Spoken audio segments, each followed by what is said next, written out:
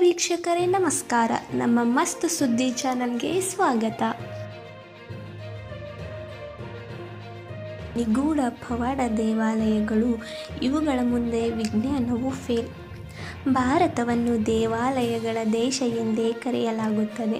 ಇಲ್ಲಿ ಅನೇಕ ಪ್ರಸಿದ್ಧ ಮತ್ತು ಪವಾಡದ ದೇವಾಲಯಗಳಿವೆ. ಈ ದೇವಾಲಯಗಳು ಅನೇಕ ರಹಸ್ಯಗಳನ್ನು ಹೊಂದಿವೆ. ಅದು ಇಂದಿಗೂ ವಿಜ್ಞಾನಕ್ಕೆ ಸವಾಲಾಗಿ ಉಳಿದಿದೆ. ಈ ದೇವಾಲಯಗಳಿಗೆ ಭಕ್ತರ ದಂಡೇ ಹರಿದು ಬರುತ್ತದೆ. ನಮ್ಮ ದೇಶದಲ್ಲಿ ಅನೇಕ ನಿಗೂಢ ಮತ್ತು ಪವಾಡದ ದೇವಾಲಯಗಳಿವೆ. ಕೆಲವು ದೇವಾಲಯಗಳ ನಿಗೂಢಗಳು ಜನರಿಗೆ ಪವಾಡವೆಂದೇ ಅನಿಸುತ್ತದೆ. ವಿಜ್ಞಾನ ಕೂಡ ಇಂದಿಗೂ ಈ ದೇವಾಲಯಗಳ ರಹಸ್ಯವನ್ನು ಬಿಡಿಸಲು ಸಾಧ್ಯವಾಗಿಲ್ಲ. ಈ ದೇವಾಲಯಗಳಿಗೆ ಪ್ರತಿದಿನ ಭಕ್ತರ ದಂಡೇ ಹರಿದು ಬರುತ್ತದೆ. ಅವರು ಈ ರಹಸ್ಯಗಳನ್ನು ನೋಡಿ ಆಶ್ಚರ್ಯಚಕಿತರಾಗುತ್ತಾರೆ. ಆ 5 ದೇವಸ್ಥಾನಗಳ ವಿವರ ಇಲ್ಲಿದೆ. ನಮ್ಮ ದೇಶದಲ್ಲಿ ಭಗವಾನ್ ಶನಿದೇವನ ಅನೇಕ ದೇವಾಲಯಗಳಿವೆ.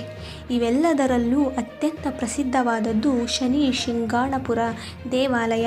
ಈ ದೇವಾಲಯದ ವಿಶೇಷವೇನೆಂದರೆ ಇಲ್ಲಿ ಶನಿದೇವನ ಯಾವುದೇ ಮೂರ್ತಿ ಇಲ್ಲ. ಬದಲಿಗೆ 5 ಅಡಿ ಎತ್ತರ ಮತ್ತು ಸುಮಾರು 2 ಅಡಿ ಅಗಲವಿರುವ ಕಲ್ಲಿನ ಶಿಲೆ ಇದೆ.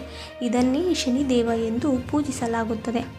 ಇದರ ಮೇಲೆ ಯಾವುದೇ ಗೋಪುರ ಕೂಡ ಇಲ್ಲ.